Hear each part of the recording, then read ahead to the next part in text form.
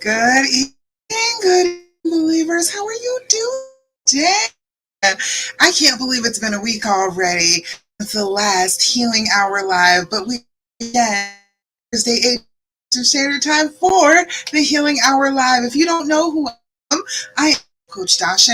I'm here to talk to you on healing after infidelity. You have been through the trauma of the person that you love cheating on you.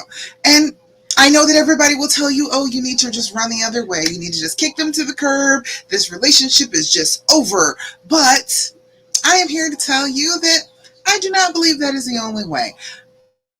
Because I was exactly in your shoes.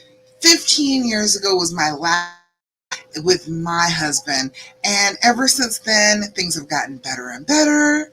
The relationship has gotten better. He's gotten to be a better husband. I've gotten to be a better wife. So I know that it can work out. And I am here to tell you all that I have found out about making it work out, about making it get to the next level, getting to that next chapter, not staying stuck in this painful issue in your life forever and ever and ever. All right. So I am so glad to have you here with me tonight for the Healing Hour Live.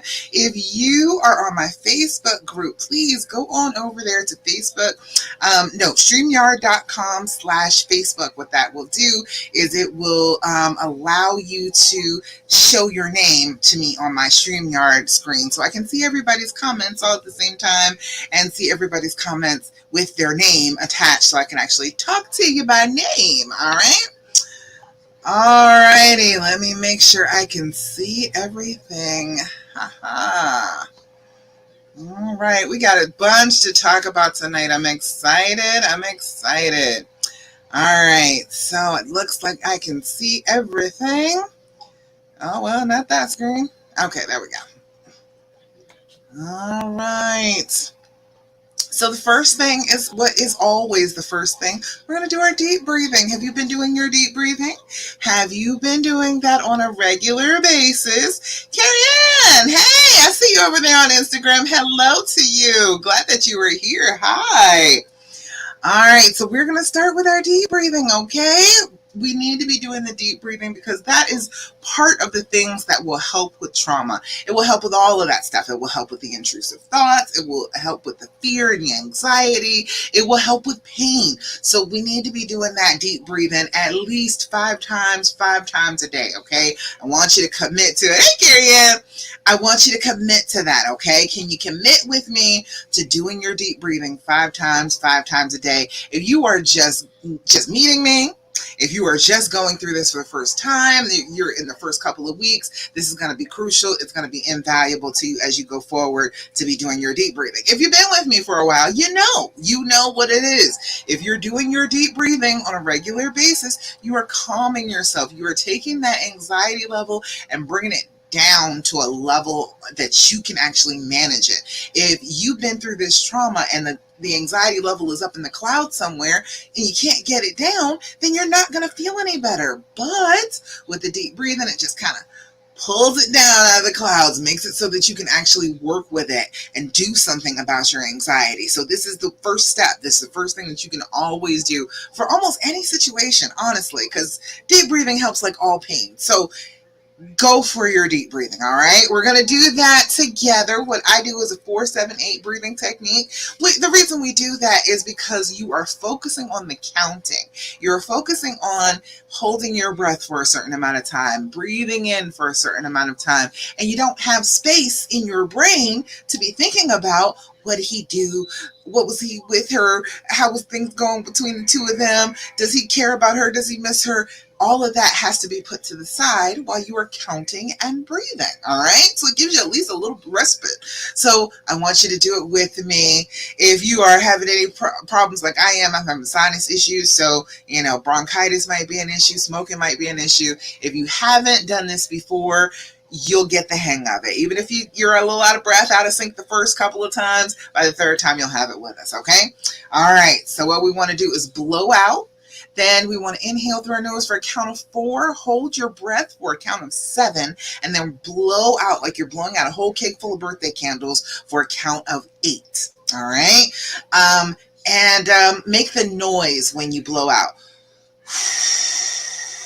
Purse the lips, make that whooshing noise of that air releasing from you. You will give your brain a new trigger. You have triggers already. Let's do a good trigger. Let's make yourself a positive trigger. So when you hear that sound, you know, oh, that's the sound of I am calming down. I'm getting better in control of this anxiety. That's what that sound means. And so then your brain will respond to that. Your brain will respond to everything you tell it to. Just got to be consistent about it. All right.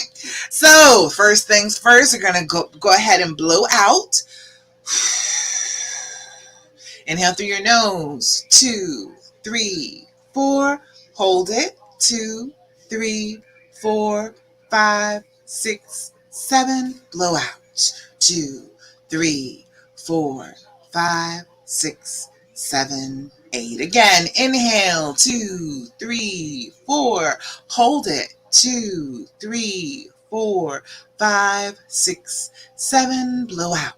2, 3, 4, 5, 6, 7, 8. Last time. Inhale. 2, 3, 4. Hold it. 2, 3, 4, 5, 6, 7. Blow out. 2, 3, 4, 5, 6, 7, and 8.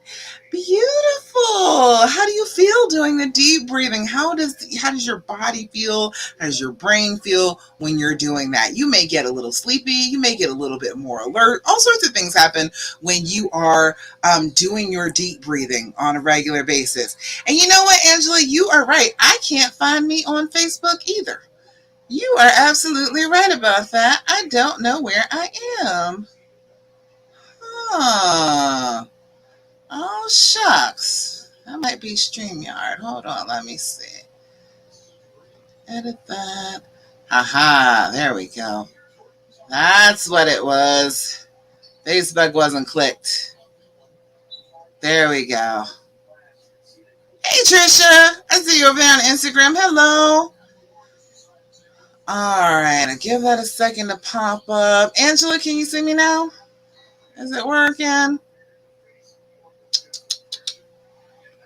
That should have been the first thing connected. I don't know why it does that. That's what happened. That's why it's a lot more people not here. It's like, where did everybody go? Hey, Trisha. So you found me over on Instagram. You're like, hey, if it's not in Facebook, I know it's somewhere else. Okay, there we go. All right, it's in the Facebook group. All right. Let's see. Refresh your pages.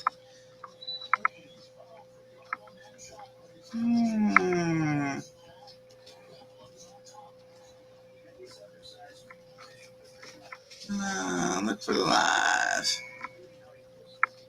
Okay. All right. One more time. Let's see if we can't. All right. See if everybody can find it now. I don't know what happened there. All right. Okay, I see everybody. Okay, we got it now. Everybody with me? All right, fabulous. You know, the technical difficulties. Oh, the problems of having a show every week, I tell you. All right, let me see. Let me make sure I can see everybody. I can see. All right, fabulous. Paula, you got me. Great. Lena, hey, I haven't seen you in a while. Hi. Shawanda, hey, girl, hey.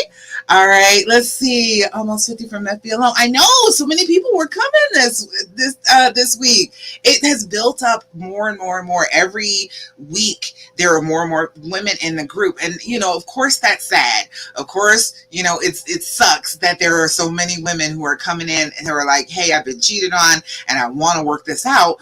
But isn't it great that we all have a place now? Isn't it great that we have a place where everybody is like, okay, we are all on the same level here.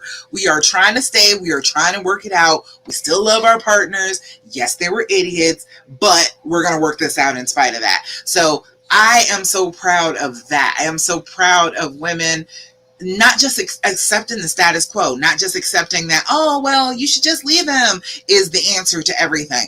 It doesn't have to be like that. I think people are really lonely nowadays because we've been putting up a lot of roadblocks to being in intimate relationships. People do stuff wrong all the time. And I want to talk to you about that too. Don't let me forget about selfishness. But yeah, I think that we get a little lonely because we expect people to be better than people. And people have flaws. We have problems. We have issues. We do the wrong things. We have to forgive as part of love. So why not? Why not come on and be part of a group of women who are just like you all, who are so supportive and so kind to one another, and who are like, okay, yes, I am with you. I'm doing the exact same thing. We are going to work this out. I love it. I love it that people are finding it.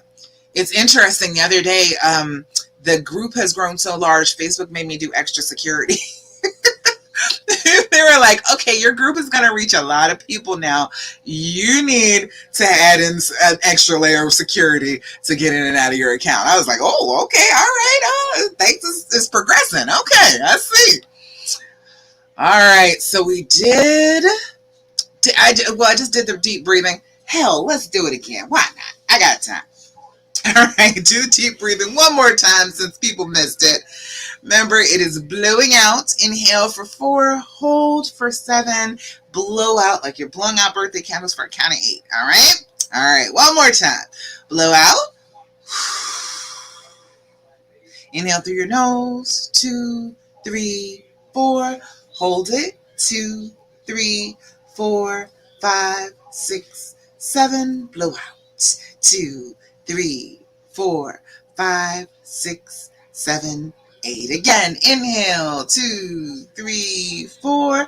Hold it, 2, 3, 4, 5, 6, 7. Blow out, 2, 3, 4, 5, 6, 7, 8. Last time, inhale, 2, 3, 4. Hold it, 2, 3, 4, 5, 6, 7. Blow out, 2, 3, 4, 5, 6, 7, and 8. Beautiful. How do you feel? Do you feel pretty good doing your deep breathing?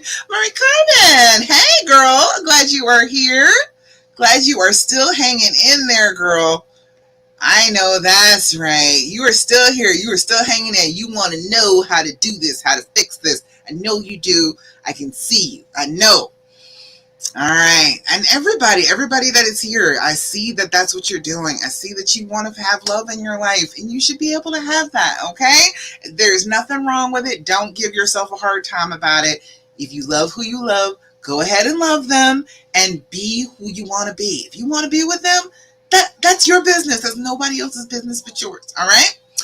All right, so the second thing after the deep breathing always is to do your journaling. Have you been doing your journaling?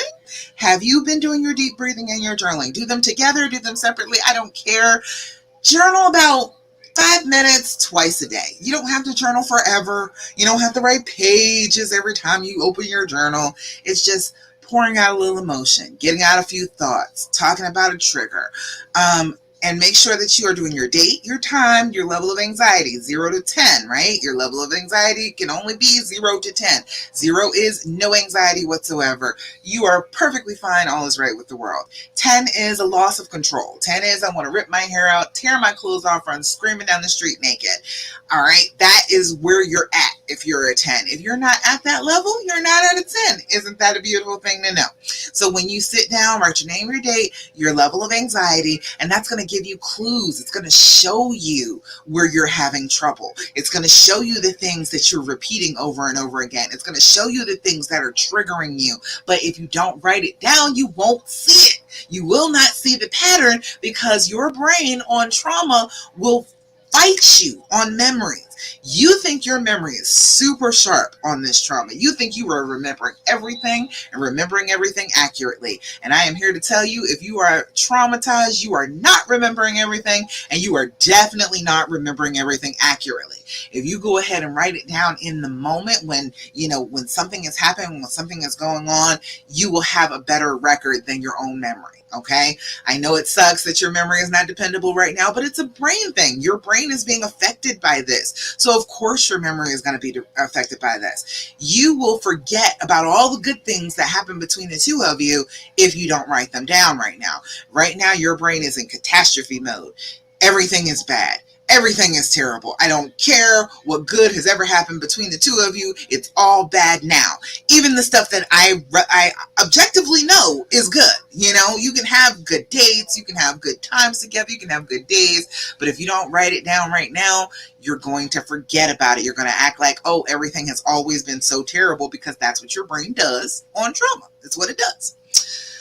All right. Another thing that you can do to be able to calm yourself, center yourself, feel a little bit better, is to think about good stuff that is happening to you, right? Not just all the terrible. Like I said, your brain will try and push all of the good things that happen to you out of your brain.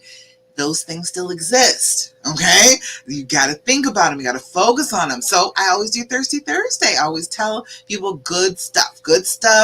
I want to cheer it on with you. I want to celebrate with you. I want you to remember that these good things do happen, and it's not just all trauma right now. So I got Lori in my Thirsty Thursday today. She said, I get to love my husband and learn his caveman language. We were talking about that last night in our recovery and reconciliation group. Sometimes they're kind of cavemen. They really are. Their language skills are not as, up to par as ours. And sometimes they just grunt. And if you learn the grunts, if you learn to do that and grunt back, I'm trying to tell you, you will discover a whole new level of communication with your honey. All right. That's what we were talking about last night. Thank you, Lori. And I'm glad and she said about the get to mindset. She said that in the questions. It's not, I have to love him. I get to love him. All right. You are choosing this, and you are choosing this for a reason. This is a person that you love for a reason. I don't know what the reason is. I just trust you that that's real. I can explain to you why I love my husband and why I was willing to put up with everything that we ever went through. But I mean, that story doesn't really matter. All it matters is I came through it. I decided that that's what I wanted to do, and I get to do that. I'm not being forced into anything. I got to do what I wanted to do, which was make my relationship work, and it has. All right. Fantastic. I love the Thirsty Thursday. Love that. Who was it? Somebody.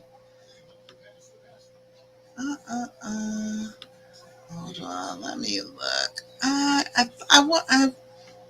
There was something I wanted to shout out, and now I've lost it. Dang. It was another good thing, but that's all right. If you've got good stuff, go ahead and post it. Go ahead and let me know. Post in the comments. Let me know about your good stuff too, okay? I will shout you out. I want everybody to celebrate together. Polly said I tried back journaling because I bought the journal late, and that set me back a little bit. It's okay. It's all right. Better late than ever. As long as you're going for it. Focusing on that little bit of time you give yourself. It's just 5 minutes in the morning, 5 minutes before you go to bed.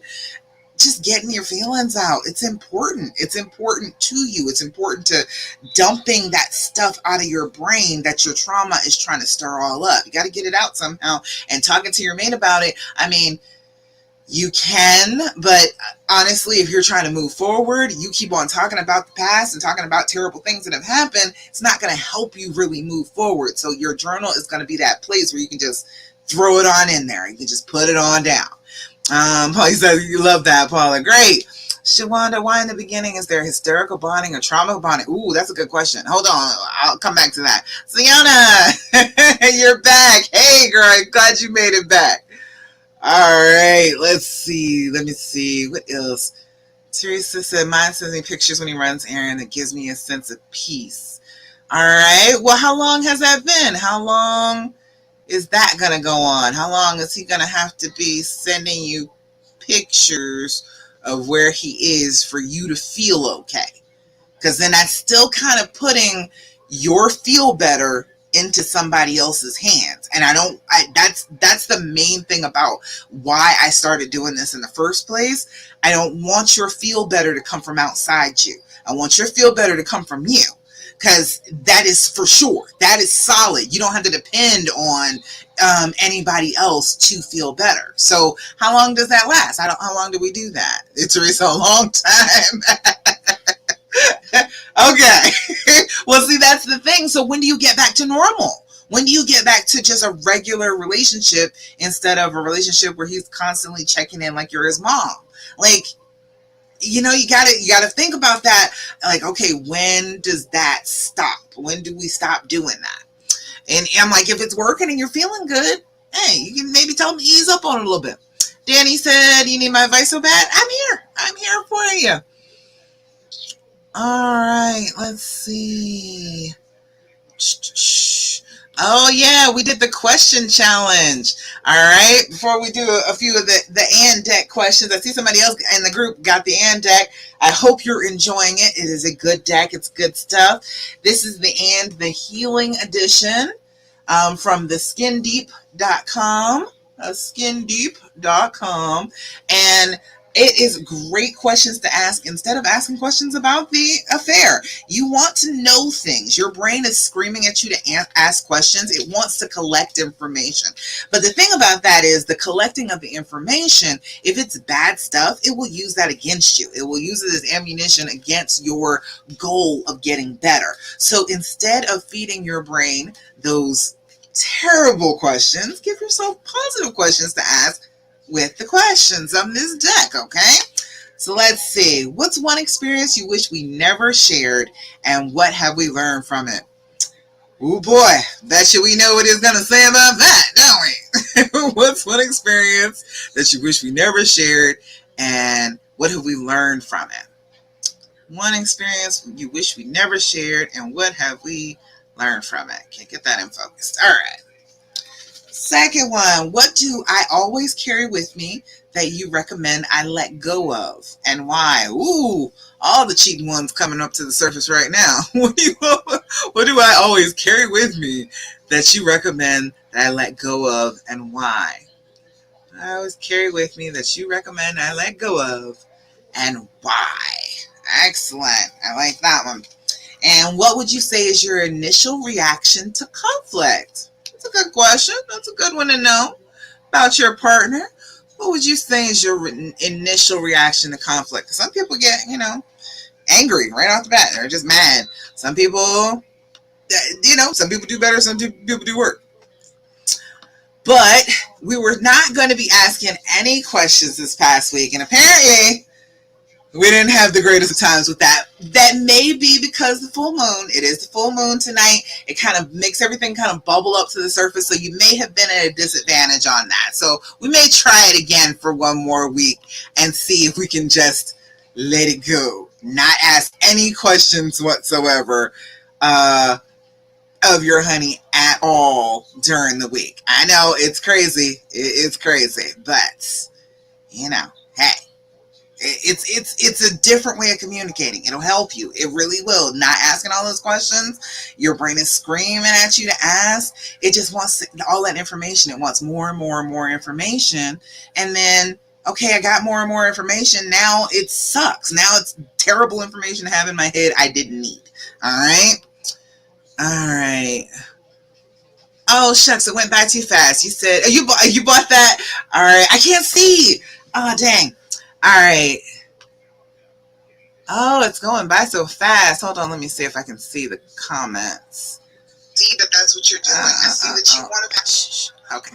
All right. Let's see. All right. There we go. I should be able to see more now. Okay. Teresa. Oh, yeah. You're the one that said you bought it. I saw somebody said they bought it in the group. Good job. Good job. And you've been working on it yet? You've opened it up? You've been playing with them? Mary Carmen, you said the other night, he said that he didn't know where to start. He said he has messed up too many times, that he doesn't know how to fix it. I told him to work on himself, just like I'm working on myself, and then we can maybe try and fix things. That's excellent, Mary Carmen. That's exactly what you're supposed to be doing. That is perfect. If you just work on your part, let him work on his. Don't tend to his part. You just work on your part. You work on your own inner healing. Things are going to work out. Paul, you said, I stunk at the question challenge. Like others, I started making statements and answering my own questions. See, that was the whole thing. We weren't supposed to be asking any of those questions. We were not supposed to be interrogating at all. And it's hard to stop that. But as you were doing it, that was the main part of the challenge, is to pay attention, to think about how many questions you were asking, okay? You're asking a bunch. You were asking a whole lot of questions on a day-to-day basis. Even when you're just like, well, what are you thinking about and how are you doing? You were still on that interrogation. You are still collecting information to use against him as far as reconciling. So I want you to just be aware of it. So we'll try it for another week. You got another week to work on it, because, okay, this week you were being mindful about it. All right, next week, really try really hard to make it be like, okay, you get one question a day, and that's something like, oh, did you eat lunch? You know, something simple, not all in depth, like, oh, you were holding her hand and how do you felt about that? No, not that. All right, can we do that? Seriously, you said good question. I know those are good questions, right? Angela said I try and trust more and not keep track of him so much, but then I have anxiety attack when he isn't with me. It's bad enough that I made an appointment with my doctor about anxiety meds to go with my depression meds. All right, see, the thing is, you've got to have something else going on. You are focused so solely on him when he is out of your sight. You're not doing anything for yourself. You can't possibly be. Like, are you working? Are you taking care of kids? Are you doing anything besides thinking about him? You need to have your own life. You need to have stuff that's going on, so you have some place to put your mind when he's not in your presence, because that's unsustainable. We can't live like that. We cannot live with every 5 minutes we are checking up on each other and I got to know everything that's going on and what are you doing every minute of the day. You are not his mother. We do not want to play that role. We don't want to play, oh, I am so worried, so I have to know where you are every minute of the day, and if I'm not with you, then I'm going to be all stressed out. No, you're not his mom. You're his woman. You're not his mom. All right. Shawana, okay, let me go back to that. All right, why, before we get too far down in here, why in the beginning is there hysterical bonding and trauma bonding? It's a couple of reasons for that. You're trying to reestablish your bond. You are feeling like somebody else has intruded upon your bond with your pair bonded partner. That we're still animals. Coming down to it, we are still animals. We are still mammals, and we pair bond, and we don't want anybody else to have our mate. And so that's what we do. We try and make up for it. We try and have so much closeness, so much intimacy that nobody else can get near our mate. That's the main reason why that happens. It's an animal reaction. The same way all of that trauma stuff that happens is an animal reaction. It's the same type of thing that's going on with the hysterical bonding. Let's see. Danny, you didn't say what you needed advice about. I didn't see it yet. All right. Angela said, okay. All right. Sienna said, can you re-say the questions? Trying to write them down. All right. One more time. So, what's one experience you wish we never shared, and what have we learned from it? What do I always carry with me that you recommend I let go of? And what would you say is your initial reaction to conflict? But when we get done, you can go back to the beginning. It'll be on there too, because I put them up on the screen. All right, Paul, you said you're in it for another week. This week we can do better. We can do better this week because we're a little bit more mindful than we were last week. Marie Carmen, I'm really trying not to ask any questions. Good. Just you got to let things flow. Your brain is trying to get you to interrogate, and it's not any fun. It's not even fun for you. It's not any fun for him. You're not going to believe half of the answers that he gives you anyway, because you're already traumatized and you're not believing him. You're thinking that he's not trustworthy anyhow. So, all those questions don't really help you. All right. Nicole. Hey, Nicole. Hi. Glad you're here. Sienna, I slipped up a lot. Oh, yeah. People ask tons of questions. Women ask tons of questions. We are good at it, okay? We are very much detectives, but it doesn't always help us. So we got to figure out, like, what are we asking and what is the point of this question? So that's what we're going to do this week. We're more aware of the how many we ask. So this week, ask yourself, okay, what is my goal in this question? If you work with me before, that's always one of my questions. What is your goal here? What are you doing? Are you on autopilot? Is your brain just rattling off and you're just going with whatever it's saying? Or are you thinking about what you're doing and choosing this course of action for a reason? And you need to always be aware of what your goal is in anything that you do. Anything that you say, anything that you do in this life, you need to be aware of what your goal is with doing it. Because if it is something that does not further your goals, then you don't need to do it. If there's no good reason to do it that will help you along the path, then don't do it. But you have to be aware of it first, all right?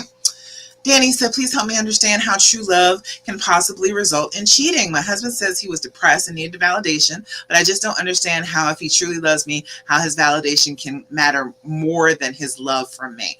That is saying you're feeling like his feelings, his depression, should matter less than the fact that he loves you. If you're depressed, that comes first. It's an illness. You are sick.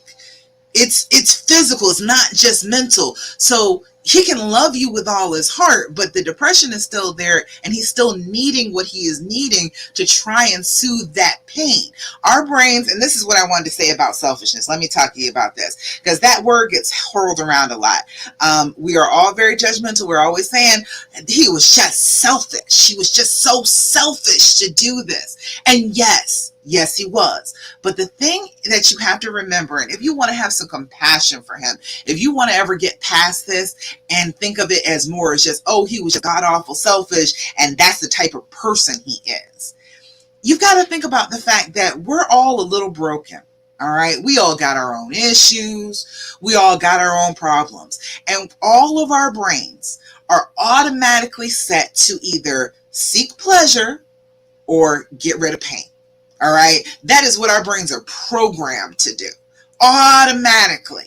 So you can love somebody deeply, but if you're in pain, your brain is struggling to do anything at all it can possibly do. And you understand that right now, right? Because your actions right now are not necessarily in alignment with who you actually are. You're hurting, and so you're responding from that pain.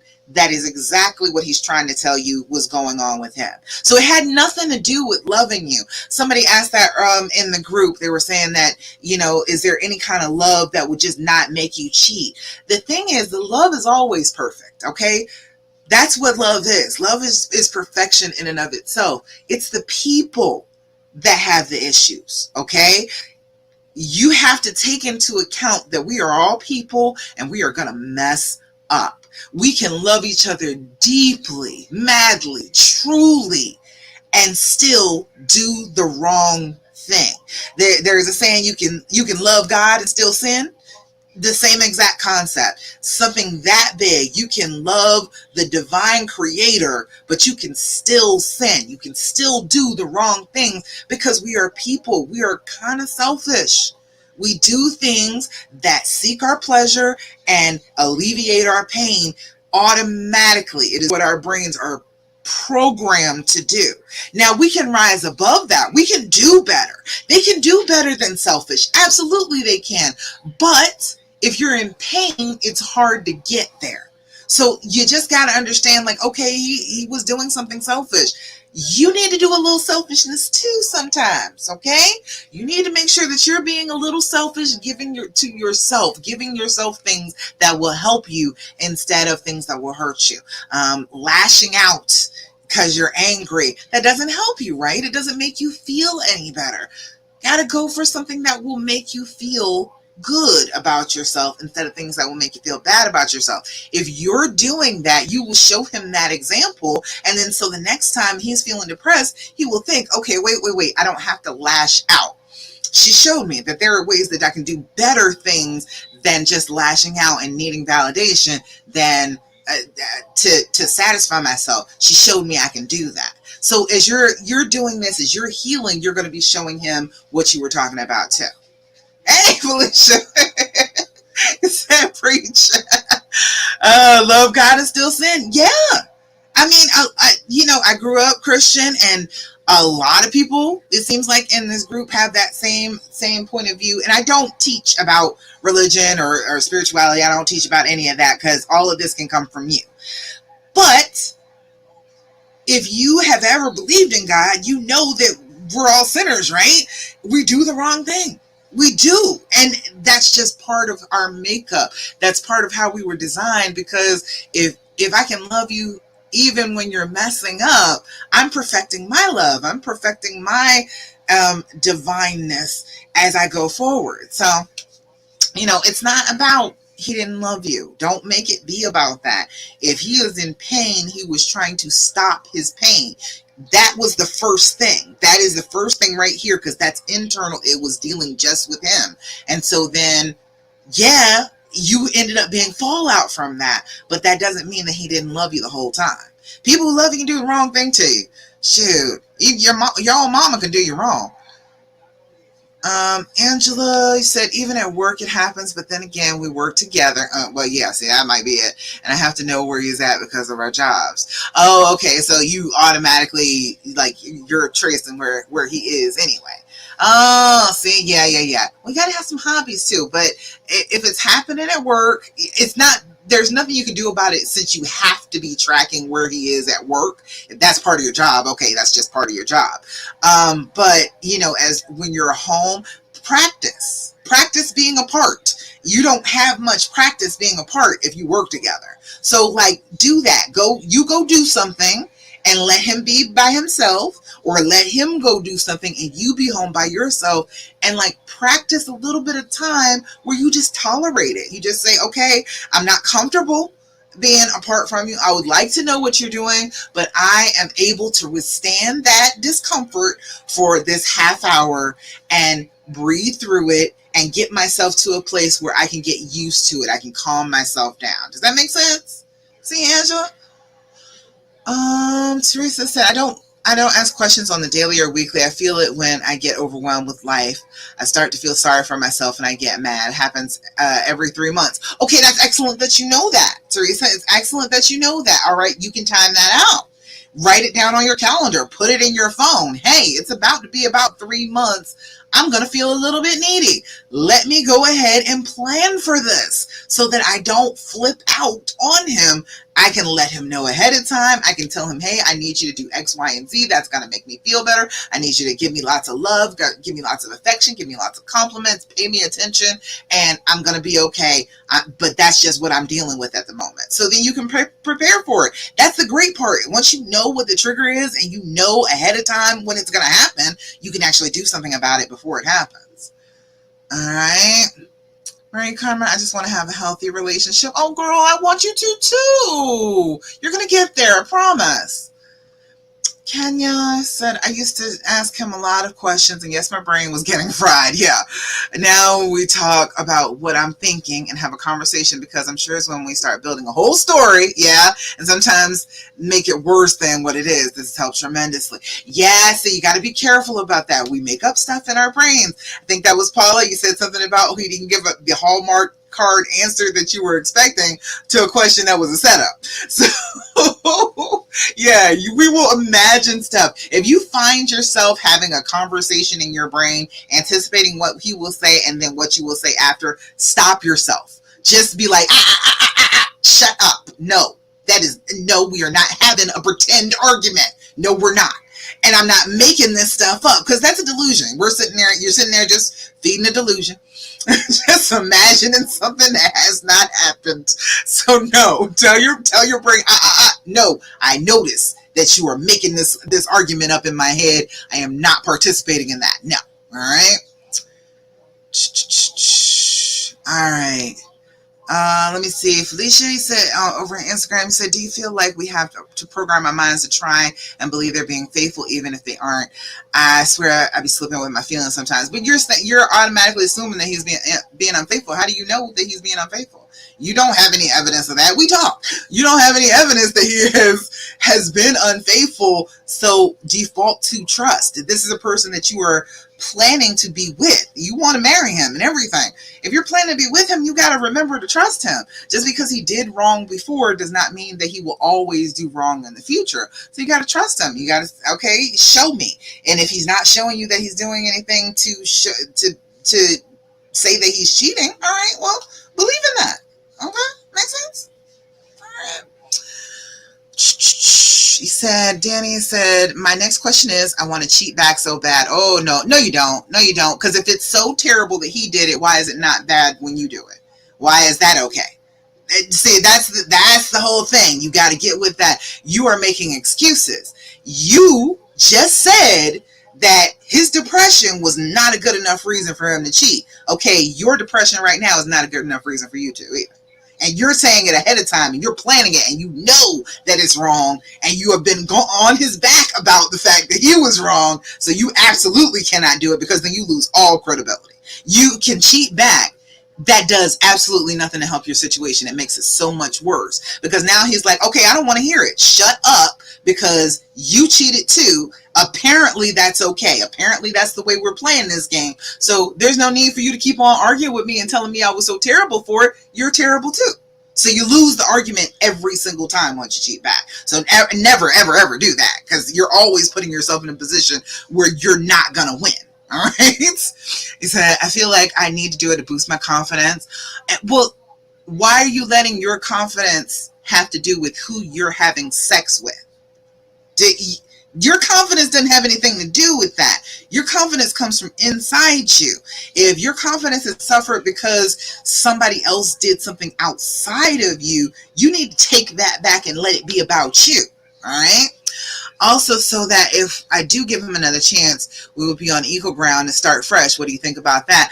I think that would not be equal ground. I think that he definitely cheat back again, and then you'll be caught in a tit for tat. Well, you cheated. Well, you cheated too. Well, I cheated because you cheated. Well, I only cheated because you cheated back, and then it will never get anywhere. So no, it's a bad idea. Don't. All right. Yes, it does, Angela. I don't know what yes, it does. Okay, you said it makes sense. Okay, all right. I know I'm conflicted. Danny say, I know I'm conflicted. God, I'm just so hurt. I know you're hurting, but okay, if that's the case, that's where he was. You can understand it now. You are so hurt, so desperate not to hurt, that you are thinking about doing something you know is wrong. You know for sure is wrong. Was in that place. All right. You just happen to have some support to tell you not to do it. He didn't have that. He didn't have other people to be like, hey, no, that's a dumb idea. Don't do that. That's not going to make you feel any better. But you do. So you definitely can't make that mistake. All right. Paula, you're right. You only end up with two hurt people, because then you start sleeping with this dude. What if he develops feelings for you and then you go running back to your husband? You were just using him to feel good about yourself, and then that's exactly what your husband did. So now you're no better than him, and you've hurt somebody for no reason who didn't have anything to do with it. So you're right. I'm just being spiteful because I'm so hurt. He deserves it. Girl, we all deserve like bad stuff to happen to us sometimes. We all do bad stuff. He doesn't deserve for you to cheat on him. He doesn't deserve for you to stop being who you are, to lower your standards and completely discard what you actually believe in order to hurt him. He didn't deserve that. Nobody deserves that. You don't deserve that. All right? Let's see. Melanie, hi. I don't think I said hi to you yet. After his affair, one of the things he committed to was doing some of the heavy lifting with our mentally ill adult child. He is such in crisis right now, and I'm in Utah with his terminally ill brother. Oh, Lord, girl, I know that's rough. I'm sorry for all that. I'm sorry all that's going on. So I begged him to tell work he has a family emergency and go be with our child so I can be with my brother for a few days. His words were, not my problem. Well, okay, but wait, you can't work right now either, and you have to go deal with your brother. Okay, where is your child? Where's your child at right now? Because obviously you wouldn't have left if your child wasn't safe. So I'm thinking that there is somebody there to be able to take care of your child for these days that you're gone. But if you're not working, he's got to still work too.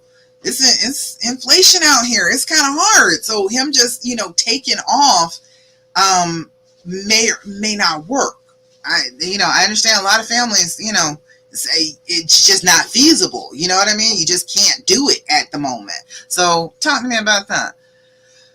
So no one deserves this. I would not wish this on anyone. You're right about that, Paula. For real.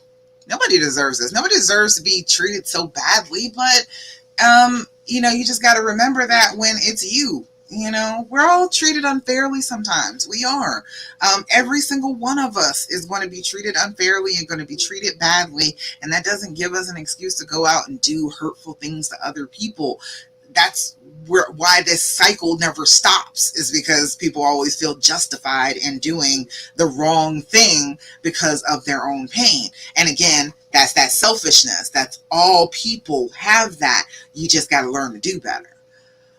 Shawandi said, at one point I was dating myself and doing okay. And then a week later I was back in depression. I find it harder to push through the time around my menstrual cycle. Oh, for sure. For sure. I warned everybody at the beginning that tonight is a full moon. That is one thing too. That affects your hormones. It affects the moon affects the tides, and we're made up mostly of water. So we're going to be affected by the moon. It just is what it is. And everybody has been a little bit touchy. I say people have been a little bit tense this week. That's how it happens, that the moon affects us, and then your cycle is attached to the moon. So you're always going to feel like that. So be writing that down. Journal that. Know when the times of the month are going to come up that you're going to be all sensitive and depressed. You know. You can know ahead of time. You can tell what week it's going to be if you start writing it down on a regular basis. So journal about it. Journal about it. Okay, I'm feeling great this week. Okay, next week I'm feeling a little cranky. Okay, the week after that I'm feeling really horny. Okay, the next week after that I don't really want to bother with him. I'm really hungry.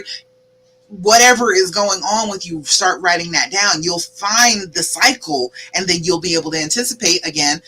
Journaling, so you know what's going to happen. If you anticipate what's going to happen, then you can anticipate doing something to make yourself feel better before it happens. Melanie said in Arizona he was safe. Okay, all right, good. All right, so your child is safe. You just go ahead and deal with your brother right now. You can't handle everything right now. It's just not possible. Don't try and do that. Don't try and handle his part. You just handle your part right now. I'm sorry for your brother. I'm sorry that you're losing him. You just focus on him right now. Then be present in that time right this second, because there's nothing else you can do except for be present where you are. And that's what you are going to, like, later on, after this is a memory, that's what you're going to be able to focus on. Is I was there. I was fully there for my brother. Other things were going on. I was fully there in the moment when I was needed, and that's going to comfort you. So just focus on that part right now. All right. Let's see, Teresa, you said, it's crazy how this trauma changes us for life. I'm not the same person. Oh, Teresa, you were never designed to stay the same person. That's not how this works. You were always designed to change and to grow and to learn and to hurt and to heal. That was what you were designed to do. That's what you were put on this planet for. You were not supposed to stay the same. And we get all comfortable and we get in our little comfort zones, and then we don't move, and then we don't end up living the life that we were supposed to live. These traumas, these terrible things that happen to us, kick us out of our comfort zones and make us grow, make us change, make us be better than we were before. You could end up being worse, but we're working towards better here. All right, Teresa? So it's okay if you're not the same person. The qualities that you like from that person, bring those qualities along, but don't worry about trying to be the same person. You've got to grow. You've got to grow into the Teresa you will be in your later years. You've got to grow into who you want to be as a person. How you respond to things, how you respond to drama. You're going to grow and you're going to be different, and that's perfectly fine. Don't give yourself a hard time about that. I know your brain is saying, oh, he's changed you forever. That's so terrible. That's not terrible. That is part of being alive on this planet, is you growing and changing, okay?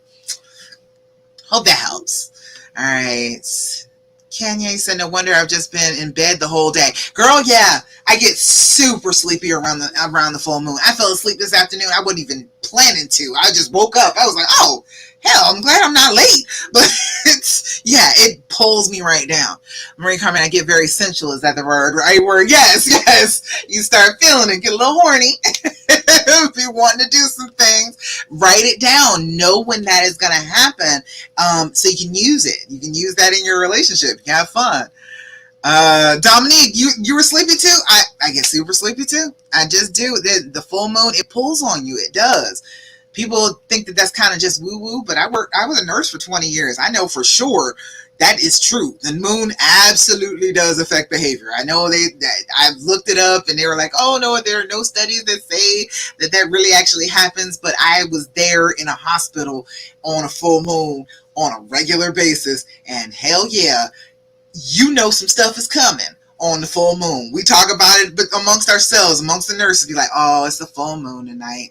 Okay, all right, I understand why such and such happened. Oh, it's the full moon. All right, it definitely affects our behavior. Lots of babies born too. He said, I'm not either. Kenya, like you said, you don't have to be the same person. Nobody's asking you to be the same person. Who said you had to be the same person? Melanie, okay. You said, what is the most effective way to deal with the anger? Girl, get the anger out. Do things to release it. You can sit with it a little bit. All of your feelings, just sit with them for a little bit. Try and understand them. Okay, where did this come from? Why am I feeling angry? What is happening in this moment that is making me feel like I have to be angry right now? And then do some things, some exercises to get it out. Scream into a pillow, they say. Punch a pillow. Go break something. That is always one of my favorites. Liska, if you're here, Liska, did you go do the rage room? That seems like an awesome idea when you're angry, Melanie. Go to a rage room. It is a room where you can just tear up some stuff. You can just break things all over the room. If you can't do that, if you don't have one of those where you live, or it's too expensive to deal with right now, I go to the thrift store, pick up a cute little saucer and teacup, and go smash it. Just smash it. It's so satisfying to get some of that anger out. So, what I'm saying? Do something physical. Anger, if you do something physical with the anger, it satisfies like that fight or flight response, that I want to do something, I want to fight, I want to do something, I want to do something physical. So run around, some physical activity is good, some exercise, laugh. Laughing is excellent for anger. Trying to find something funny and letting yourself laugh about it, but always break some stuff. I'm all for it. Let's see. Oh yeah, I don't want to miss anybody. Shawanda, you said it seems like the average timetable to heal from infidelity is about 6 months to 2 years. That feels like forever. I think like 6 months is like a year, honestly, because you can do it in that amount of time, but you actually have to be working on it. People kind of get caught up in the the aftermath. Okay, there's phases to healing. Okay, there's the devastation phase. You're boneless. You're just in a pile on the floor. Then there is the regulation phase. Okay, your emotions were all spilled out in the devastation phase. Now we're gathering them up like marbles. We're gathering them to us, trying to get on our feet.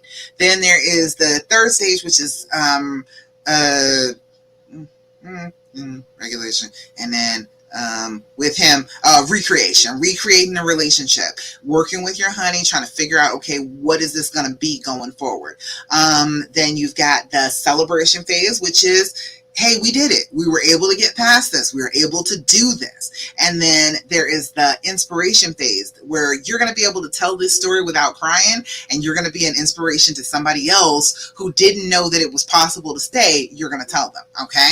So, you've got this whole cycle that you have to go through. If you're keeping your eye on, okay, a lot of people get stuck in the devastation phase. They just want to be kind of boneless and not gathering those emotions, not regulating them. You've got to regulate your emotions to get past trauma. If you just keep on letting your emotions just flow however they flow all over whoever, you're not going to heal. I know it feels good in the moment, but then after you've spewed all that, you don't feel really good about yourself, right? You feel like, oh, this has really changed me. I have lost my way. I don't feel like myself. It doesn't help you with the healing. So you've got to start regulating those emotions. And that's usually the thing that takes the longest, is getting your own emotions together over this and not just lashing out whenever the emotion hits you. Learning to just feel the emotion, and instead of reacting to it, just actually feeling it, sitting with it, examining it, talking to it. The very quick automatic response is to just lash out. But we got to start thinking about the feelings. We've got to start calming ourselves and saying, okay, wait. I'm not just going to lash out. I am feeling a feeling. Where did this feeling come from? What is this feeling trying to tell me? What is overwhelming me right now? What was the trigger that started this feeling? Where did it start in my body? Where am I feeling it? What am I thinking? What is the repeating thought in my head as I am having this feeling? So if you can start really focusing on working on your emotions, on gathering them up, regulating them, not just lashing out and just getting them to even out, it takes less time to heal all the way around. Charlie said, I hate full moon nights. Lab techs here are like, LOL, running all the tests. That's what I'm saying. Girl, I worked in a hospital. I'm trying to tell you, Kenya, totally true, labor and delivery nurse. It just is what it is. There are some things living on this planet that happen. All right. The full moon affecting people's emotions is one of them. You just got to be aware of it. You got to know that it's coming so that you can do something about it before it happens. If you are already in the midst, if you got to all the way to today and you didn't know that it was, you were probably already wound up the last couple of days. And so then once it gets to be the full moon itself, you end up snapping.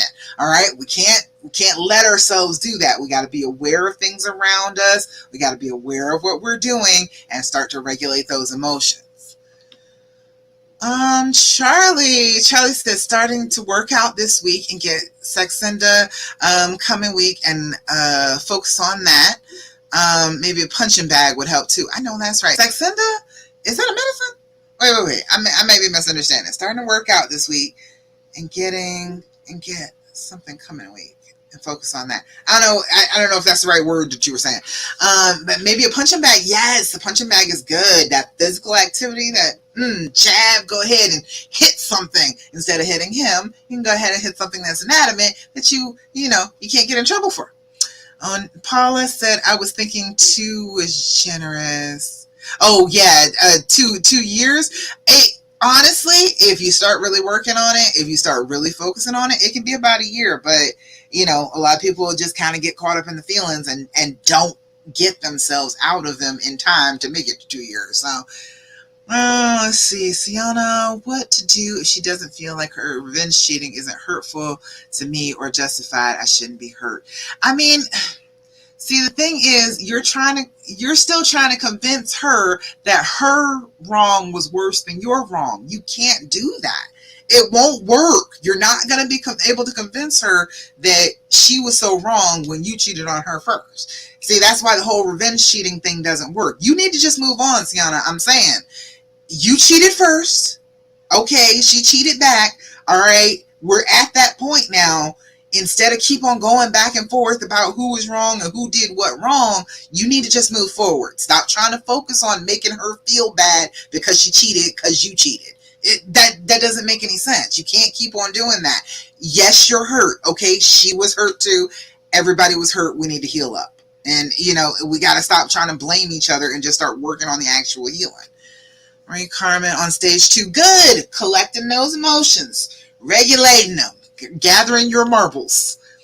It says, Shawanda, a little bit more than a year. Still working on a healing. For me, reconnecting is what's hard. Yeah, that's difficult. It is.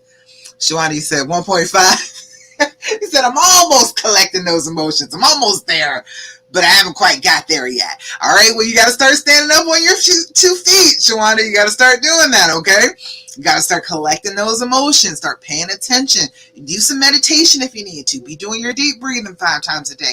Doing your journaling. Pay attention to those feelings. Figure out, this is a good way to start dealing with the feelings. Your body will manifest a feeling before you understand what that feeling is. And so if you start to feel in your body that discomfort of, ooh, I'm starting to get a little triggered, you got to start paying attention to that sooner rather than later. Okay? Your body is trying to tell you before your mind can catch up. So pick that place, wherever it is that you feel it. Some people will feel it in their throat. They'll feel like they can't talk, they can't swallow, they can't do anything to breathe. Some people will feel it in their chest. Some people will feel it down here in their solar plexus, like they get punched in the gut and they can't breathe. Some people's stomachs will tie up in knots. Wherever you're feeling it, you need to pay attention to that. My water. Oh, there it is. You need to pay attention to that and know when it's coming that you are going to start feeling that trigger. All right? That your body will give you a clue. Teresa, I'm on 8 months of finding out. Where do you think you are at this point?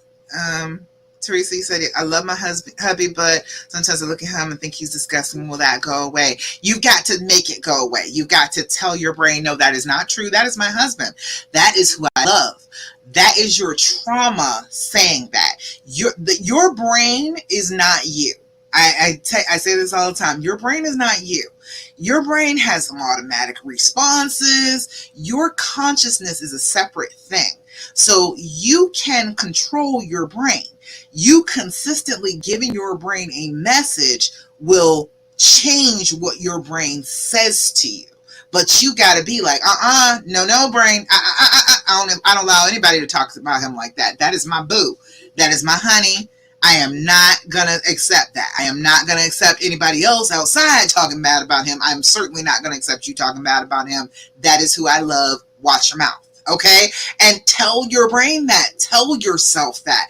Regularly combat those thoughts. Those thoughts are automatic. They are not who you actually are. People think that those thoughts are really who they are, and so they believe everything that they think. But you don't have to believe everything you think. Your brain will make stuff up.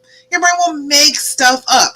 Case in point, let me tell you this. In your vision right now, you have 2 holes in your vision. Both of your eyes are connected at the back. There's a spot where it's connected that you don't have vision because it's connected to your brain. All right? Your brain is making up the fact that you don't see these holes. There is a blind spot directly in the center of your vision. Can you see it? No, you cannot. So your brain will lie to you. All right? Let's not think that our brains are accurate all the time. They are not. They will lie. They will tell you something that is not true in order to manipulate you into doing things. So don't believe everything that your brain says. Be like, no. He is not disgusting. That is my honey. That is the person I love. Look at him. I think that he is sexy. I think that he is wonderful. I think that he is loving. I think that he's a good husband. Whatever it is that you need to tell your brain to make it cut that out. All right. Consistency.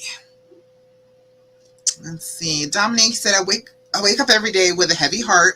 My heart drops and I struggle to get out of bed. I dread waking up each morning. Okay. What are you doing when you first wake up in the morning? All right, you first wake up in the morning and you're like, oh my God, I'm awake again. This is a dreadful day. Then you just get up and keep on trying to go through the day. Do you do anything right then, right there to confront that thought? To say, okay, no, that's not the way I want to wake up and start my day? Start off with your journal. At 5 minutes when you first wake up, get those thoughts out onto the paper before you even get out of bed. Okay, this is what I'm thinking. This is why I'm feeling a little down this morning. Okay, put it all down there and leave it there. You don't have to carry it with you throughout the day. I promise you don't. You can just put it down in the book. Okay, we can come back to this a little bit later, but right now I am waking up. I have stuff to do. I have a life to live. I cannot feel like this every single solitary day, brain. We're not doing this. Wake up and do your affirmations. You doing affirmations? Find one on YouTube. I'm gonna do an affirmation like video soon. I keep thinking about it. I'm gonna do an affirmation video soon. But as of right now, I do affirmations off of YouTube every morning, every single solitary morning. As I am driving to take my husband, or after I drop my husband off from work, on my way back, as I'm sitting in the car by myself, I am telling myself affirmations. I'm telling myself positive stuff about myself on a regular basis, because you got to do that. You have got to feed your brain that positive in order for it to know that's what you want. If you've been suffering for a long period of time, your brain wakes up and it's like, okay, more suffering today. Guess that's what we're doing again. Until you change it, until you say, no, that's not what we're doing today. I'm gonna wake up. I'm gonna have 12 swallows of water. First thing, 12 swallows of room temperature water. That will make you feel better. A little bit of hydration. You might be a little dehydrated. People wake up dehydrated in the morning.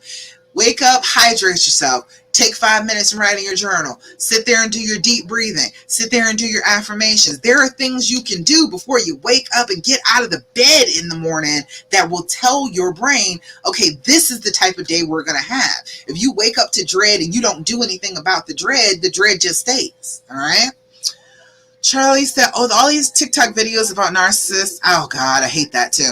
It makes me question if he is or is not. He is not. If you have been with him all this time, 5 years ago, okay, yeah, he's not a narcissist, okay?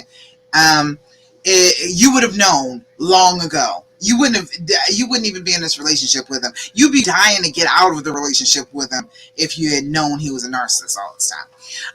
It makes me question if he is or not. I don't think he is, but then I doubt myself and feel like maybe I'm just clueless and missing it. No, you're not. Trust me, narcissists are very distinct. You are not missing. I would have never thought he would have done what he did. See, that's always a problem though. Why not? We are always thinking, we put these people up on high pedestals, and you would never do anything that would ever hurt me. I know that you would never do such a thing. That is a lot to expect of a person. You know, the fact that we automatically do that with our partners is not really fair, because we're all people and we all mess up. So you're automatically like, oh, well, I never thought you would do this. And so now I'm so devastated because I never thought it. But the thing is, it was always a possibility. He's a person. He's going to mess up. People mess up all the time. All right? Let's see. If he could cheat and with a drug problem 5 years ago, it fits many of the qualities with lying and being a people pleaser. But then again, I could say I fall into some of that too. My brain tells me if he is narcissistic, then there is no hope. Well, yeah, see, again, that's your brain working against you. Your brain trying to collect a whole bunch of information that is not relevant to the facts. And then it's like, oh, he's a narcissist, so you can't possibly have any hope of getting anything better with him. That's not true. If he had a drug problem, chances are he has a mental illness. Mental illness is different than, okay, being a narcissist. Narcissists are kind of broken. People with mental illness, their brain works differently. You just got to recognize if he had a drug problem, it probably goes on with some untreated mental illness. If you can possibly get some help for that, that's great. But it helps for you to start your healing process before you expect that from him, because it shows that it is possibility. You're healing, so it shows that it is a possibility that he will heal. My husband had a drug problem, had a coke problem, but it was because of the bipolar disorder. Once he got the bipolar disorder under control, the drug problem was fine. But it was just the fact that he had to deal with the mental illness first. Dominique, for that reason and others, I decided to delete social media. But you're here with us, Dominique. I'm glad you're still with us, though. But yeah, the TikTok videos about the narcissist thing, I know that's a big thing now. Everybody's all into that. But number one, you cannot diagnose a narcissist. You do not have the qualifications to do so. I was a nurse for 20 years, and I did not have the qualifications to do so. Nobody can diagnose somebody unless they are actually a doctor, okay? Psychiatrist, you need those credentials to be able to do that. So TikTok cannot do it. But most of the time, they're not narcissists. If you love them this much, if you have seen so much good in them, they probably aren't narcissists. I only ran into 2 working in a psychiatric facility. Said Trisha, he said sundowners is no joke. Oh yeah, definitely. Felicia said, when my boyfriend cheated on me 3 times, those times I didn't think I would sleep with him, but I had sex the same day. I noticed when I'm very upset and emotional, I'm horny and I feel like it's wrong. Okay, let's stop worrying about wrong for our feelings, okay? Our feelings are our feelings. They are whatever we feel in the moment, and it's fine to feel whatever you feel. The only problem is when you automatically react with those feelings and lash out, do something because of the feelings. You can feel however you feel. Just sit with it for a little while, okay? And honestly, if you're horny and you want to have sex, go for it. If you want to feel close, if you want to do that, and he's down for it, absolutely do it, all right? Don't feel bad about that. If the hysterical bonding is a thing for a reason, it is. Especially that it didn't make him wait and put him on timeout. He is not a child. You can't put him on timeouts. And I always felt like that's stupid. The whole idea of punishing them by not giving them sex. So you're trying to say that the sex really doesn't mean anything to you. This is just a bargaining chip. This is just something I can put out there or I can take away. If you displease me, I can take it away from you. And it doesn't matter that I'm taking it away from myself too. That doesn't matter at all because I really don't care about the sex. That doesn't work. That makes him feel like, oh, okay, well, she never really cared about the sex anyway. I'm going to go find sex from somebody else. So that whole idea just doesn't work. All right. Let's see. Polly said, every day is a new chapter. Create your own story plans. That's what I'm saying. Paula, I got a marker that works on glass and I started writing them on mirrors. Oh, starting writing your affirmations? Absolutely. That is great. Having them just present, visual, around you on a regular basis will remind you to say them.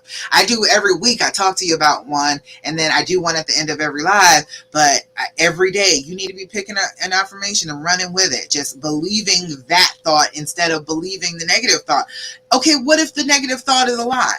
So then you just believe this negative thought, and you could have just replaced it with a positive thought that may still be a lie, but at least it's positive. So let's work on the positive instead of the negative. Sienna said, are there any recommendations on things to do as a couple to work on me before or routine? You've got to start recognizing your emotions. You're feeling a little entitled. You're feeling like, oh, well, she just needs to understand my feelings. And that is, again, putting it outside of yourself. What can I do? What can I do to understand her better? What can I can do to help myself feel a little bit better? So doing your journaling, doing your deep breathing, doing exercise, getting some water. People don't drink enough water. I swear they don't. I harass my husband about water too, so don't feel like I only do that. But, regular things that take care of you, your self-care, you need to be working on that. And every day waking up and being like, I forgive. I messed up. She messed up. We are just going to forgive one another and move forward. Just every day. That's got to be your thought. You've got to be training your brain that that's what we're going to do. Make your brain go along with the plan. Allie said I have an app that sends me affirmation every hour, makes me smile. Oh yeah, I have a one that sends me affirmations every day, and so I stop and write them down or just read them from my watch. Mine is I can respond on the text message, and so it keeps it up there. So like I can just respond and be like, oh, who is somebody that inspires you, and I can fill it in, and it reminds me every day. There's lots of good apps and stuff. Charlie said, "Thank you. You're really helping me." Oh, I'm so glad. I'm glad I can be here again. That's that last phase, that inspiration phase. I got to the point where I can actually tell people about this and help them get to feel a little bit better. And that was, it sucks that it happened. It sucks that it happened to all of us, but I get to do this now. Lori, that's the get to mindset. Just because something bad happens to you doesn't mean that you can feel that you have to feel bad all the time. You get to heal. You get to share this. All right, let's see. I think I answered all the questions in here. There's lots of good stuff. Let me answer this question. This is a good question too. Alexandra asked about how she gets the visuals out of her head. The visuals that you're getting, they're called intrusive thoughts. All right. It can be just a regular like word sentence thought, or it can be a picture. It can be an image. And there's a couple things that you need to do if you're trying to get rid of a negative thought, an intrusive thought. First thing is accept it. The first thing is, okay, all right, I am looking at in my head pictures of the two of them together. All right, you may have real pictures to recall from, or you may be making that image up in your head. But okay, that is what I'm doing. I am seeing them, and it is disturbing to me. I don't like it. I don't like how I feel. And then, okay, then all right, I don't like how I feel. Start journaling. How do I feel about it? What is there inside of me right now? I'm going to sit with this uncomfortability. I'm going to sit with this and just accept this thought, accept this image in my head. Okay, what am I feeling about this particular image? Is this an image just thrown at me from my brain trying to get me to push away? Do I feel repulsed? Do I feel like I want to back away? Do I feel like I want to get closer? What is going on with me? So just accepting the idea and checking it out a little bit, turning it around in your head a little bit. And then, okay, once you've done that, spend a couple minutes on it, write it down in your journal, and then focus on something else. You gotta try and pull your focus away from that. Tell your brain, no, this is not an important thought. Okay, yeah, I went over it for a couple of minutes, but this is not a thought that is helpful. It is not useful. It is not making me feel any better. It's not doing what I need it to do right now. So I'm going to focus on something else that will be good for me. So go light a candle and do some meditation and sit and relax, take a bubble bath, whatever it is that you need to do self-care wise to refocus your attention. All right. Meditation, mindfulness, just being present in the moment will help. Your brain is going backward when it's doing those intrusive thoughts. It's thinking, it's time traveling. It's going back into the past, into something that has happened before. So we need to go forward and be in the present moment. So sit down, light a candle, have some good vibe music going on, do a guided meditation from YouTube. Those are really good. Sit there, breathe, do your breathing in and out. Focus on just being in your body here now, focusing on what you're doing. Focusing on the breath, focusing on the meditation, focusing on your candle, focusing on the guided meditation that you're listening to, focusing on the music instead of focusing on the negativity. CBT works. If you look that up, it's cognitive behavioral therapy. There are a lot of CBT techniques that you can do. Journaling is one of them. Doing your deep breathing is one of them. So those are always good things that you can do. Other ones include playing the script to the end when your brain is like, what if? And then it's making you anxious because you keep thinking, what if? Play that out.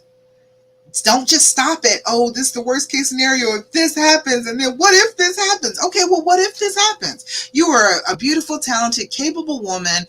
If this bad thought happens, are you saying that you can't handle it? What would you do? What would happen next? Play it out in your brain. Let's see. Another good one to get rid of the thoughts, get rid of those impressions in your brain, those illusions that you're having in your imagination about them. Try a progressive muscle relaxation. Start at your toes and try and relax every muscle. Go through your toes one by one, unclench them, let them stretch out, let them rest on your floor in your shoes. Then start to go up your foot. Let even the arch of your foot, let that relax. Let everything kind of just let go. Follow that up your entire body, your ankles, your calves, your knees, your thighs, just all of those muscles. Just focus on, okay, they're jelly now. I'm going to relax them. As you're doing that, you're pulling your focus away from those negative thoughts. You are visualizing, but you're visualizing your body instead of visualizing their bodies together.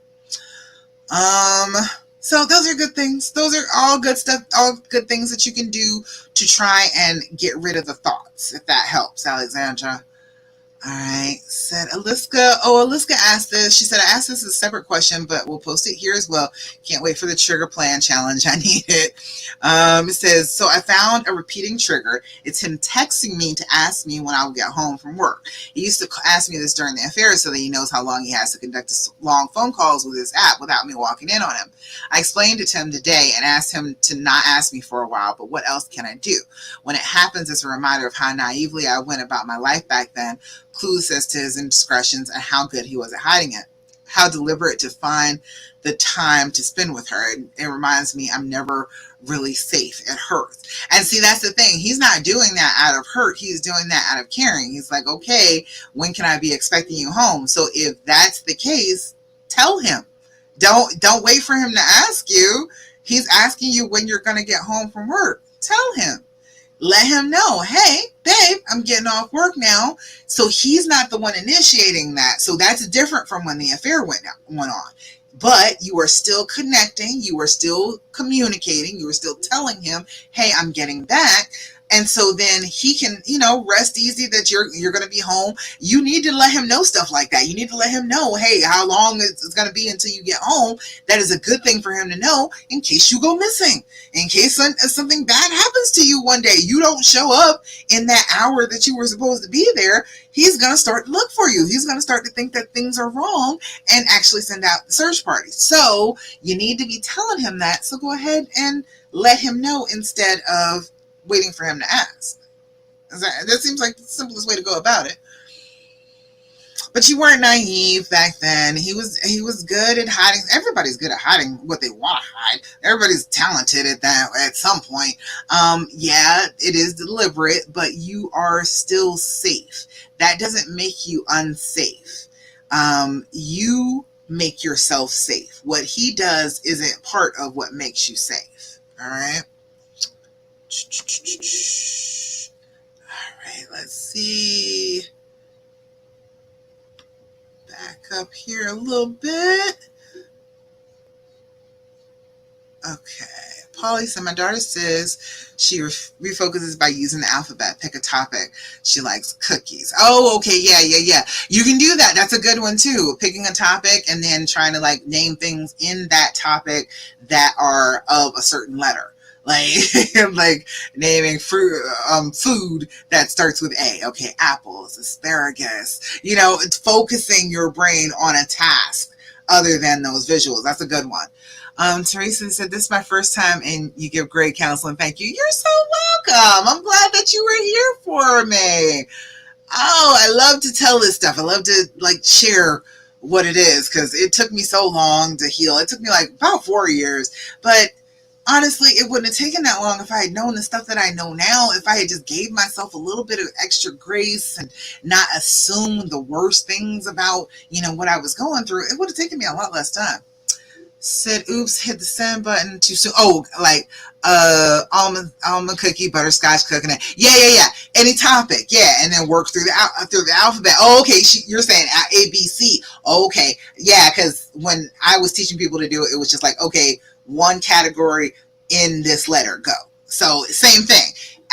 Almond cookie, that starts with A. Butterscotch, that's B. Coconut seed. Yeah, exactly. That's a good one. That's actually a little bit more challenging. So that should take your mind off of stuff.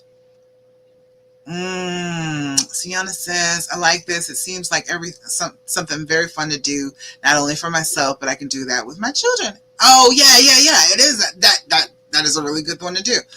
And Lawrence, he said, what is the app? Oh, for the thing, I've got, what is mine? Text affirmations, I think it's called. I forget what it's called. But you can look up a lot of stuff in the App Store. There are tons of good apps in the App Store. One that is good, it is called the tapping solution. It teaches you the tapping technique. It's like you tap certain points on your body. It's like your forehead, underneath your chin, but you tap those areas and it helps to kind of negate some of those feelings and make it so it's easier for you to think about stuff. And they have all these different programs you can sign up for. It has free programs and it has free stuff that you can do, but you can sign up for the monthly thing and it will open up like all of the exercises. So it has exercises for like everything, for being motivated at work, for heartbreak, for anxiety, for all sorts of stuff. So that's a good one. And there is also an app that does, what's the light thing? EMDR. There is an app, I cannot remember its name right now, but it does EMDR, the thing with the lights going back and forth to try and help you acclimate to the trauma, help you be able to think about the trauma without it being so traumatizing. Yeah, that's a good one. Teresa, yes, absolutely. I am here every Thursday. Yes, I am. But you can always message me, info@lovecoachdasha.com. I have programs, so you can message me if you're interested in working with me one-on-one. I take clients. Let's see. Okay. I answered that. I think that's all of the questions that were posed. Oh no, it's more of them. So many questions. All right. Let's see. From the event post. Okay. Nicole, you're here. Yeah. He said, it'll be a week Friday that I found out my boyfriend was cheating on me. We've been together almost 5 years and have an 18-month-old son. I seriously don't think I can forgive. Nicole, you absolutely can. I promise you can. You are here. You chose a group called Love After Cheating. Like, that's what you were going for. So you can forgive. It's just that your brain keeps telling you that you shouldn't forgive. That's not possible. That, oh, if he loved me, I wouldn't ever have to forgive him. But that's just not true, because people do the wrong things all the time. And a huge part of love is being able to forgive that person. A huge part of being family is being able to forgive that person. So you are capable of it. Don't think that you are not capable of forgiving and moving past this. You absolutely can do it. I know you can. I have led so many women to doing it, and it is possible. And it feels much better once you actually do. When you just go ahead and say, I still love you. I still want this family. I still want to be with you. I'm going to choose to forgive you anyway. You take back some of that power. You do. So don't worry about that. Go ahead and take that power back for yourself. Tasha, you said, so it's not even been a week since I learned my husband cheated on and off for the first 6 years of our now 11-year relationship. Okay, so he has stopped for the last 5. So he's done better almost as long as he messed up at this point. That was you saying, Tasha? And said, I'm really, really angry. Yeah, I know. And I'm constantly being told I'll never stop that, having anger with him around. He will always trigger this feeling. How do I process all this anger in a healthy way? And how do I or what can I do to start moving past this? Is there even a way? Tasha, My dreams formula, girl. My dreams formula. That's the way to do it. That is how we get through this, is the dreams formula. You want to get past the anger. You don't want to be angry with him. So it's going to be a little bit easier like that. You are choosing to make the choices of a person who is healing rather than hurting. Okay.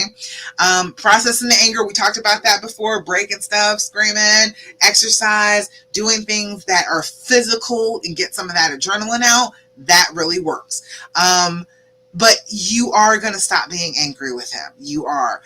He will not always trigger the anxiety and the pain if you don't let him always trigger it. Go to him and be close to him. If you are feeling triggered, go to him, tell him, hey, look, I need you to put your arms around me. Wrap me up in a good old hug and squeeze me for a little bit. I'm feeling a little some kind of way right now. I need you to do that for me. And then let him hold you until you can breathe, until you can relax yourself. Because then you are showing your brain, this is the person that comforts me. Yes, yes, I am hurt. Yes, yes, I am angry. But in that feeling, I'm still going to this person because that's the person that does that for me, that helps me with it. All right. And yeah, you just got to keep on moving. Don't stay still. Go for it. Go for it. Every chance there is an opportunity to let go of the anger, to not lash out, to not respond in a negative way. Try your very best to do it. All right. All right. I think that's all of the questions. Got everybody. And we hadn't even gotten to 9:45 yet. Look at that. Doing well. All right. Any other questions, comments, thoughts, complaints, anything else going on that you want me to address right now? Right now?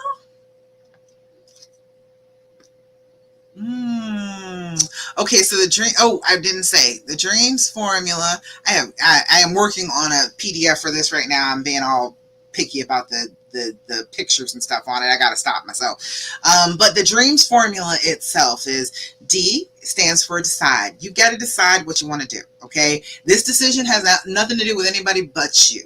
You can't decide to let him decide. Well, here, you got to say if we're going to be in a relationship. No, no. We've already found out that he's not making the best of decisions. So we have to decide for ourselves what we want to do going forward. I want to be with you. I want to work this out. I am making that decision because you don't get to make that decision for me. You've already made a decision for me and I didn't like it. So I'm going to make the decisions about whether we go forward or not at all. Then there's the R. The R is for recognizing and overcoming the fear speech. Fear speech is all of that stuff that is going around in your brain and all of the stuff that everybody else says to you that who was that? Just said that, oh, well, because you're angry, you're never going to stop feeling angry. That is crazy. No. He's going to always make you angry. You're always going to be triggered. No, it doesn't have to be like that. You don't have to believe all of the fear. The fear that's around you, of course, fear speaks to fear. So other people's fear, when they see that you've been hurt like this, they respond to you with their own fear. We've got to start working on not listening to that, not listening to it from our own brains, not listening to it from other people's brains. Then there is the E, which is evaluating the why, figuring out why this happened. There are usually three categories. Okay, yeah, they're selfish. All right, we got that, but that's not a category unto itself. Selfishness comes into all of them, but sick, sad, stupid. Those are the three S's. Those are the three reasons. All right. Sickness is sickness, all sorts of sickness. It could be mental illness. It could be physical illness. It could be hormones. It can be all of that stuff. All of those types of things. Addiction. Those are illnesses. There's something physically going on with you at that point. Lots of people who are sick cheat. I worked in the hospital for a long time. I saw a lot of sick people cheat. I'm like, dude, you can barely even stand up. What's going on here? What's happening? Why do you have this girl? Because that makes you feel better. All right, then there's sad. Sad is a loss of some kind. They have experienced some kind of loss. They feel like they have lost who they are as a person. They have lost a relationship with you. They have really actually lost somebody. They have had a loss in the family, or you had a loss in the family and separated off because you were going through your grief. And so then they feel separated from you. They grieve that relationship with you. All sorts of things can be going on that feel like a loss. And then there is stupid. Stupid is all of the stuff that we are told about being in a relationship, especially men's. Men are told awful things. The men are told basically that all their worth comes from how much money they have or how many women they have. And they have no intrinsic value whatsoever. It's just about those outside things. That's stupid. But a lot of men are told that. What their older cousins and father figures and uncles and all of those older men that they were around, what did they tell them about love? And what did they tell them about relationships? If they told them horrible things, told them stupid things, they're going to do stupid things in the future. Whether their mom and their dad cheated on each other, all of that type of stuff makes up the stupid portion of it. So that's the why. When you get all wrapped up in the why, try and think of the why as I'm going to be compassionate about the reason that this happened instead of feeling like I'm making excuses for you, because it's not excuses, but everybody has a reason for the things that they do. A is allowing the healing to happen, letting the wall down, letting them get close to you again, doing the things that show you're in a relationship, being close again and having sex again and wearing your rings again, and allowing that wall to come down, not always thinking the worst of them, letting go of some of those boundaries that you put up when you were like, oh, well, I've got to have pictures of where you are every hour so that I know where you are and I can feel better. Allowing the healing to happen is when you're saying, okay, I'm ready to start letting go of that. We're not going to continue to do that. That's not going to be our relationship for the rest of our lives. M is managing the future feelings, figuring out what triggers you and how you feel when you're triggered, and then what you can do to help your own triggers instead of expecting him to fix them for you. You may be alone when you were feeling a trigger. He won't be able to fix it. You need to know what you can do that's going to help you with your trigger instead of depending on him to do it. And S is seeking support. Get like this. Come and work with me. Come and be in this group and talk to other women and tell other women good things and let other women tell you good things, because you can do this. This is not one of those situations where you just have absolutely no power and you can't change it. You can do that. You can change what goes on here. All right. So, but you got to have somebody who's going to support that. You got to have somebody who's going to examine that decision that you made and be like, girl, I believe in you. If you say that this is the one, you say that everything is going to be good between the two of you, I am fully backing you. I will remind you to be loving. I will remind you to be open. I will tell you not to close yourself off to them if you need me to.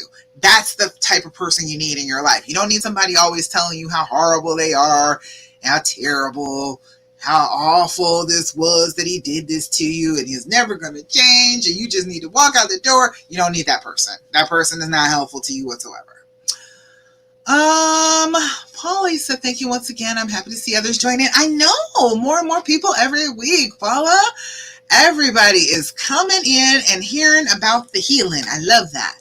Lord, she said, I have an extra layer of difficulty. We're a long distance. Ooh, yeah, that sucks. I found out 2 weeks ago that he has a secret friendship that turned into an affair. Oh, are you going to be long distance for a long time? Is he like military?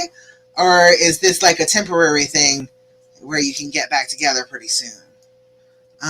Polly said long distance would be very difficult, but that doesn't mean it's not doable. And indeed, it is very doable. Some things work a little bit better long distance, like not texting him all the time and calling him all the time.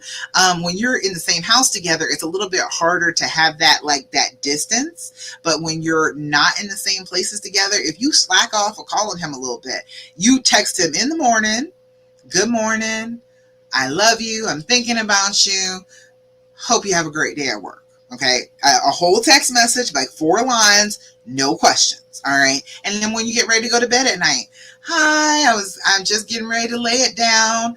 I had a really busy day. I hope you had a great day. I love you. Good night. All right. Not a question in that. It's never just trying to get you to respond to me. I am just offering out a little bit of love out here. You are out where you are doing your own thing. I'm out where I am doing my own thing. I'm not calling you all the time. I'm not chasing you down. And he will start to call more. He will start to try and reach out more and be closer to you and pay attention to you more. So two of them. Sienna, the E of the dreams formula is evaluate the why.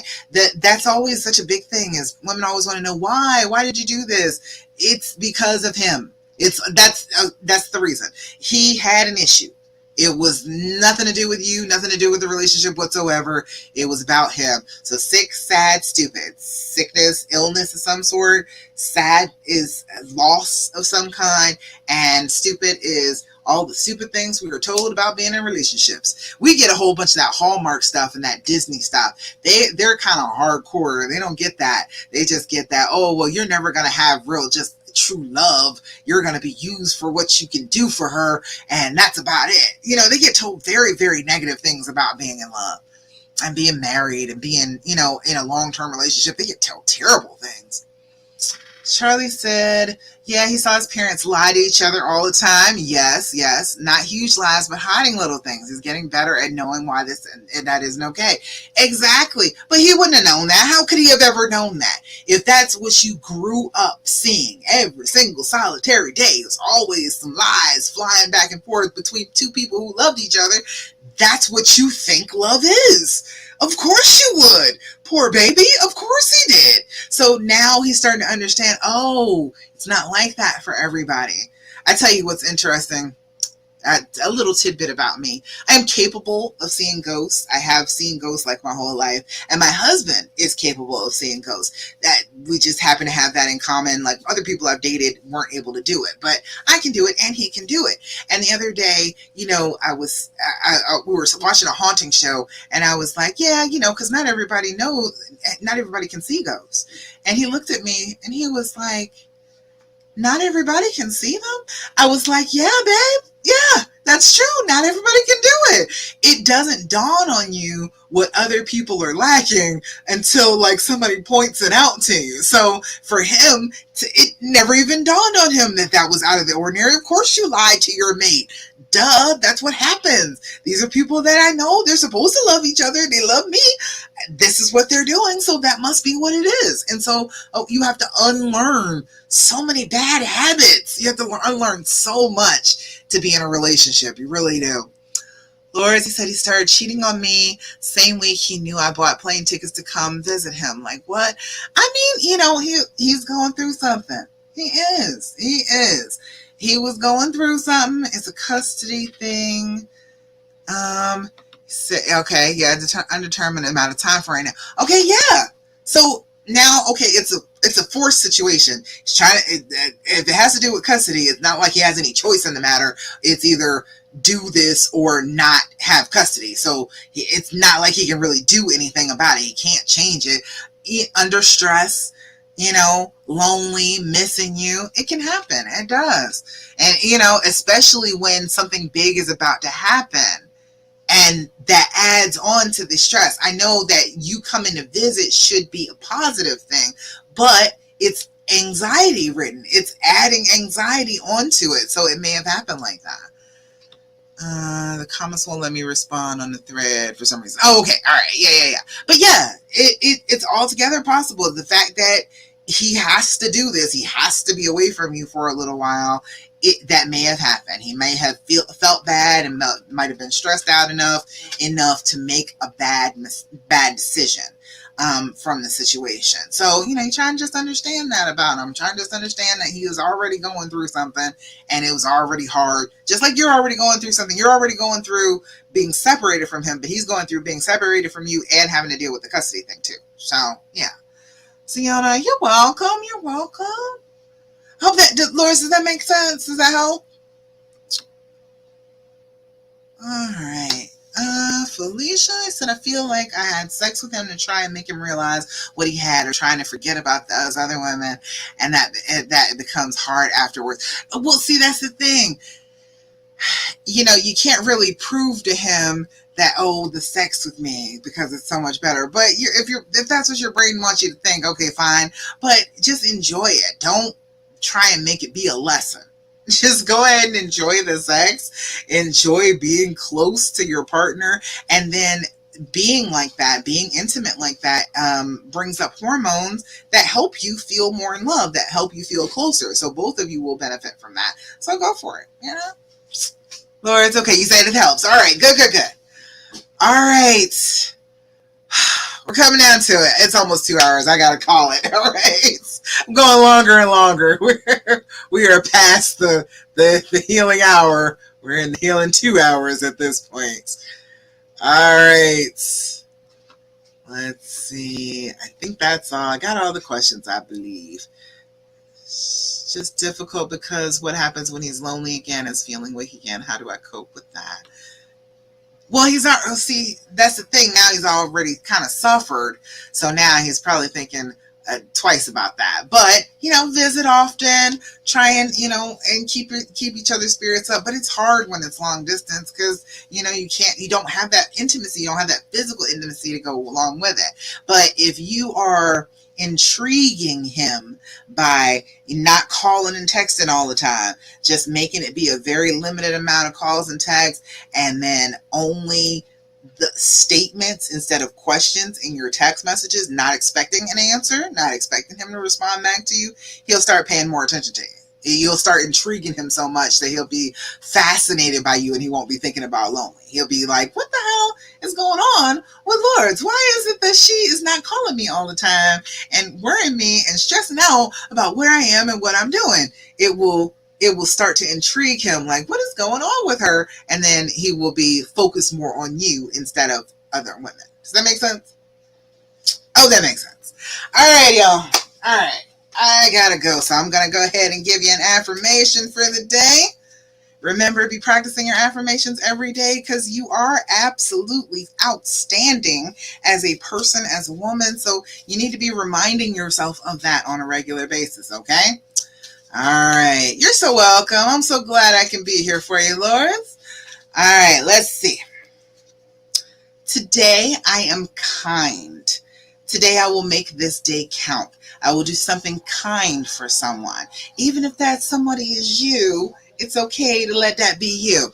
But today, I am kind. I love these little cards. Those are helpful. I can't always think of a good affirmation. There we go. All right. But I got decks of cards for everything. All right. So, anything else? You good? Everybody good? Feeling better? Feeling like we got some definite forward progress going on this week?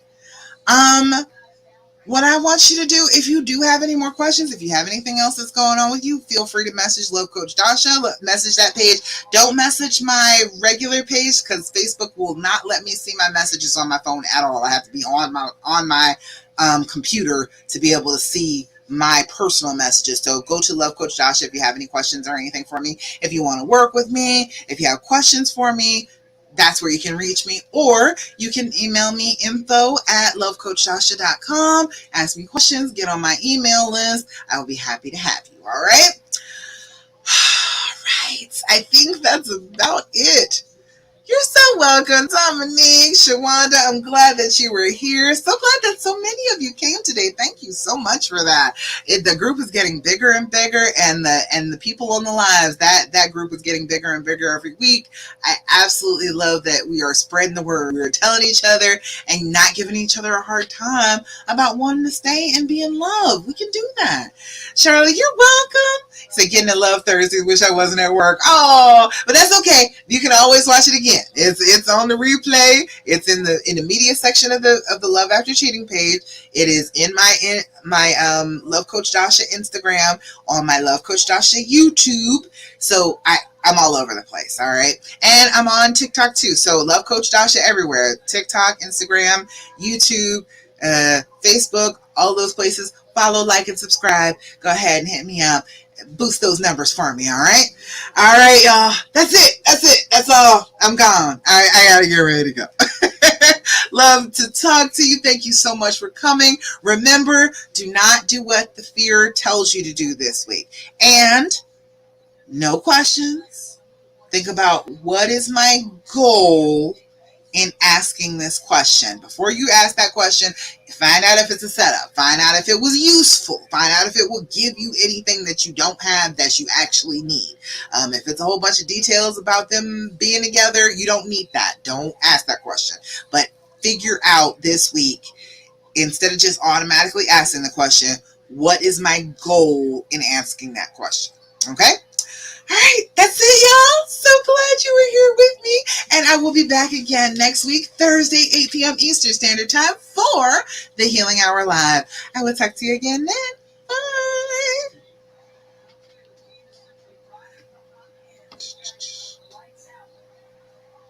And